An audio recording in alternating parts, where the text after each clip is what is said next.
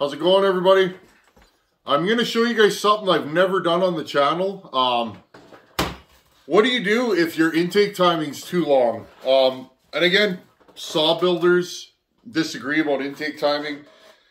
I run a lot of my saws 152, 154, 156. I have a couple at 160. I don't push the intake timing numbers. And when I'm talking 160, I'm talking duration. How long is it open? I like an intake that's as small as possible. I want it to open later than most do and close sooner. But that's just my opinion. I have my ideas about what's going on when the piston is going up. So anyways, and again, friends, I don't argue about porting theory, but that's just how I do it. I like to explain to you guys why I'm thinking what I'm thinking. Maybe I'm wrong sometimes. I have been wrong many times. And I'm always learning and always growing.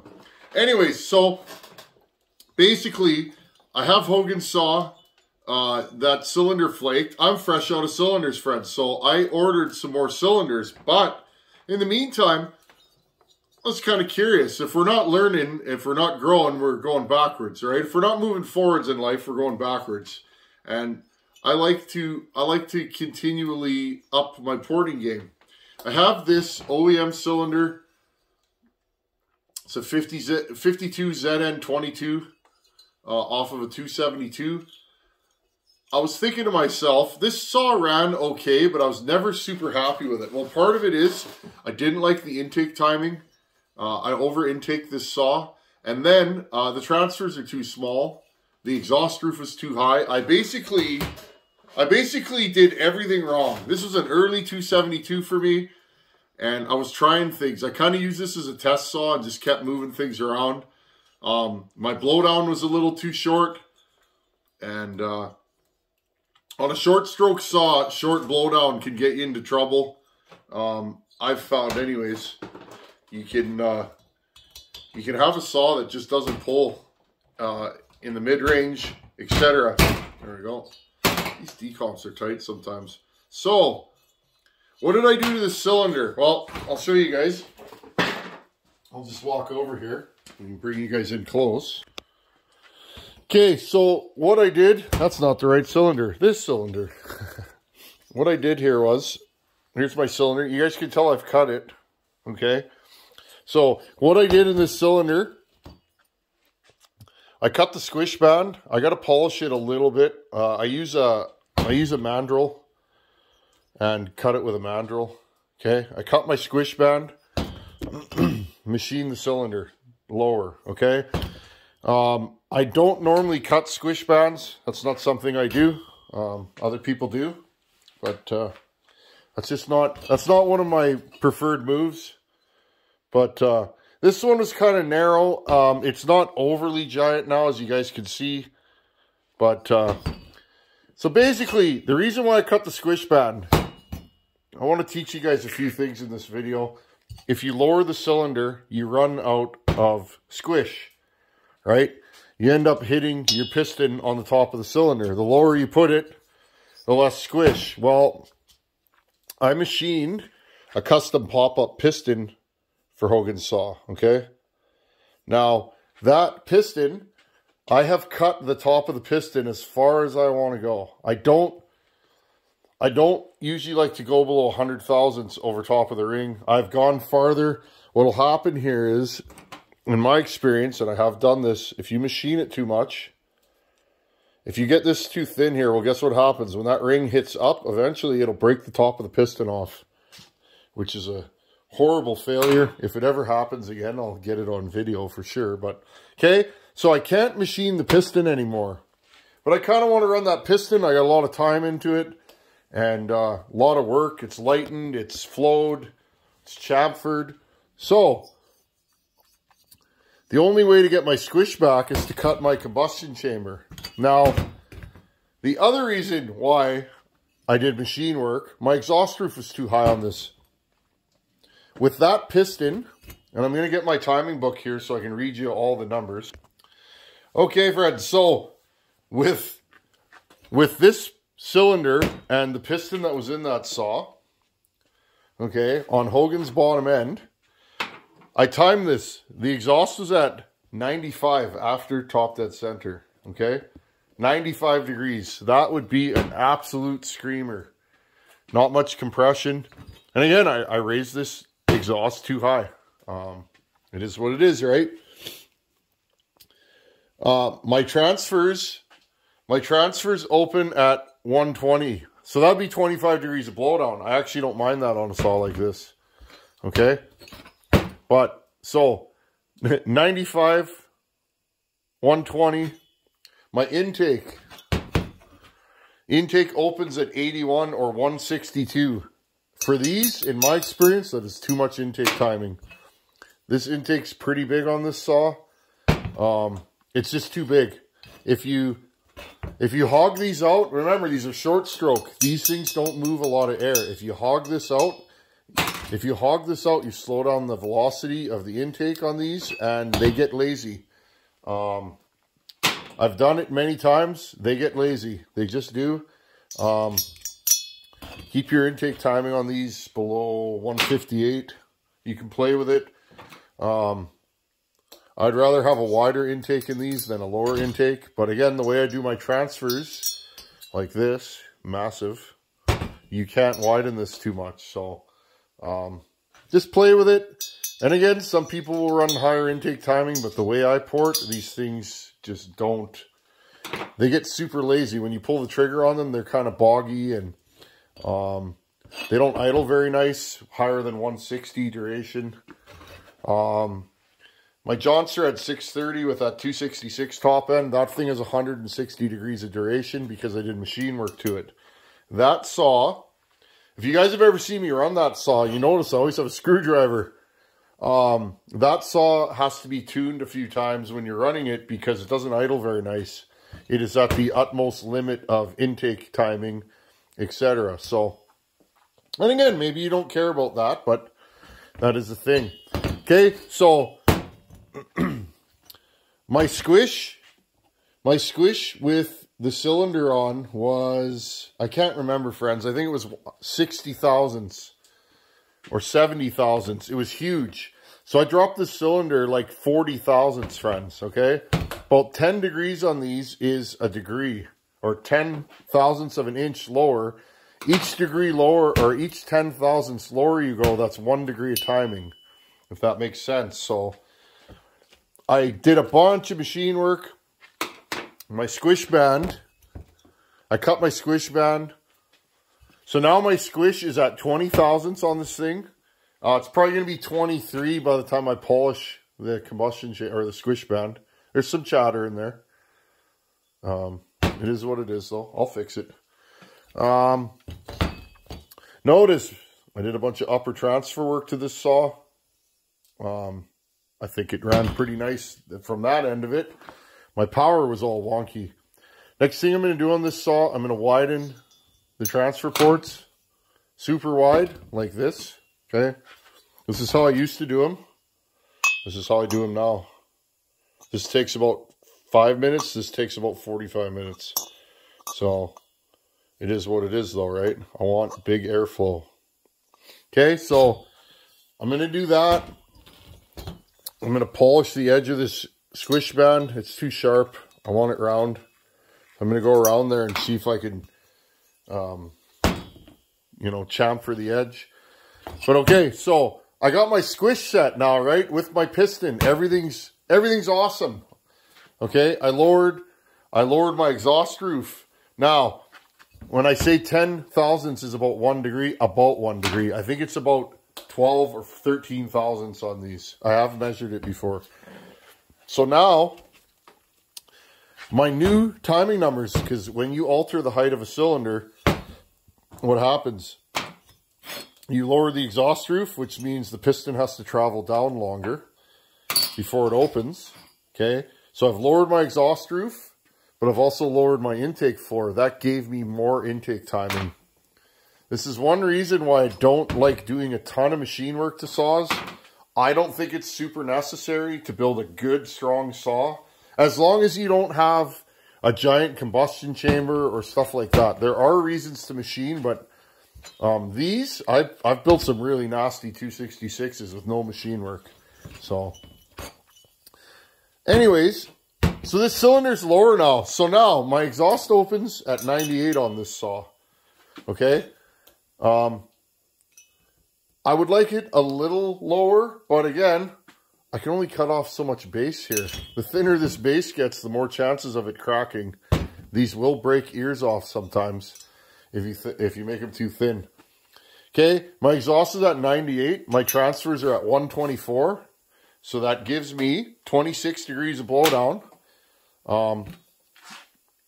We'll talk about the transfers in a minute. I hope this video isn't too nerdy, but I'm really getting into the meat and potatoes of what I do.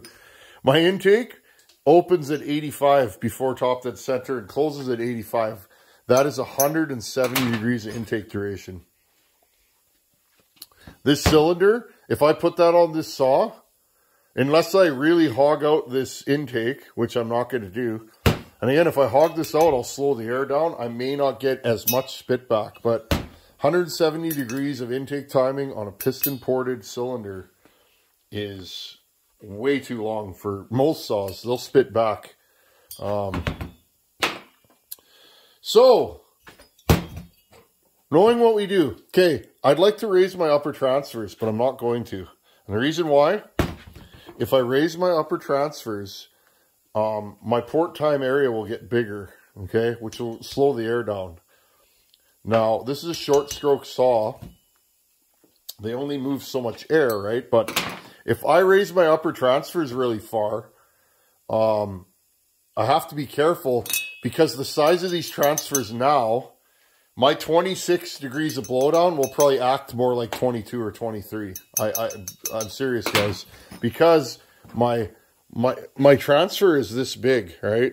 A wider transfer will have the same effect as a higher transfer because the port time area is the same, okay? So if you raise your transfers or widen them, you get the same effect, okay? It's just easier to measure blowdown in distance from the exhaust roof to the transfers. But, again, it is what it is. So I've swept these transfers and did some shaping to them. I have a couple saws that are like that, and they ran really good. I don't know if it's because of the transfer work. I can't quantify it, but I don't even do this anymore, friends. I don't. I don't even touch the upper transfers. Here's Hogan's original cylinder here. Look, no transfer work. You guys saw how that saw ran. Bet you would have run better if the plating stuck. Okay, so again, comparing. I'm always learning. I'm always studying and changing how I do things. Okay, here's my old work. There's my new work. Intake. Notice the intake's wider. This one's lower, okay? Transfer work, none. Big transfers. Massive. If I could make them bigger, I would. Okay? So, my idea in all this is, I like the timing numbers on the cylinder now. It's got long blowdown, but again, with the pop-up, the combustion chamber size, the blowdown, all that stuff, I think I'm going to have a speedy, high-torque saw out of this, even with a high exhaust roof, believe it or not, because my port time area is more, okay? So, but I have long blowdown on this saw, so I think this little bit of extra grinding I did, maybe this will act like it has 23, 24 degrees of blowdown. And when I say maybe, we don't know until we run them, right? So, the only thing I need to fix on this is the intake. What I need to do is, I need to JB weld this intake. I don't normally do this work, but I'm having fun. And all these saws I do on this channel, friends, are for fun. It's not anything but me having fun and giving you guys content. And the guys that run them enjoy me experimenting. So, I want this saw to be reliable and work for Hogan. But if this works, maybe we'll send it. If not, I'll do another cylinder. It's not a big deal, right? Okay, so here's how I would JB weld an intake. I got a piece of thin plastic, put it in the bore and just tape it in so that it's tight, okay? You can use whatever you want to do this. I prefer plastic because it usually won't stick to plastic, right? See that? And it fills in the intake floor. Now I'm going to mix up some JB Weld. And then what you do is you apply it here. Fill the bottom of it from here straight out, okay? I don't want this to be any wider, right? But I just want it pretty much straight to about there. And that should bring my intake timing more or less back to where I want it. And then I could use a sanding drum, right? Use a sanding drum and go in there and reshape and get my timing where I want it. And then hit it with a little bit of sandpaper on the inside just to make sure. You don't want that JB Weld rubbing on the piston, obviously. Okay, I'll mix up my JB Weld. The back of my JB Weld container is coming apart. Wonder if I can JB Weld my JB Weld. Seal it back up. Oh, this is just making a mess. Oh. Okay, put your JB Weld in there. Try and put equal parts. Here's our hardener right here. Hopefully this one don't leak. Try and put equal parts. Should be a nice gray color when you're done.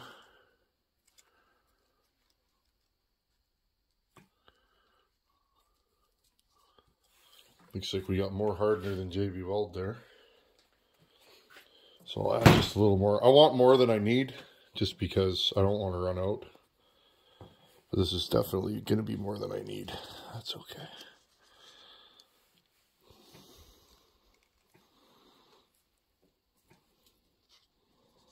There we go. That should be good. You can tell by the color. It mixes up to be a dark gray. What a mess. What a mess. It's okay. I'm just going to wipe my hands off here. Okay. This is what I go through to make YouTube videos, eh? Okay, mix it up.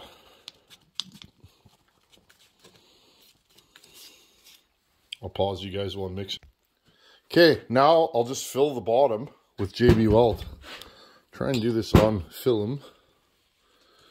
Okay, make sure it's nice and mixed. Okay, I'm just going to pack this in there with a nice clean screwdriver.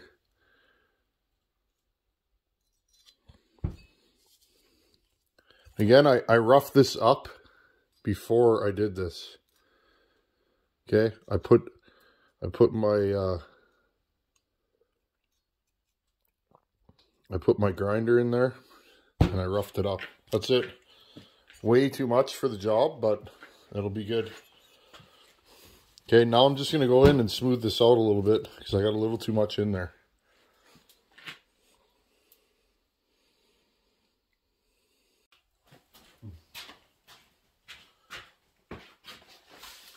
Okay, friends, so all that's left for this project is to let it dry. I'm going to let this thing cure for a day or two in the house. JB Weld sets up in about 24 hours, and it's rock solid when it's done.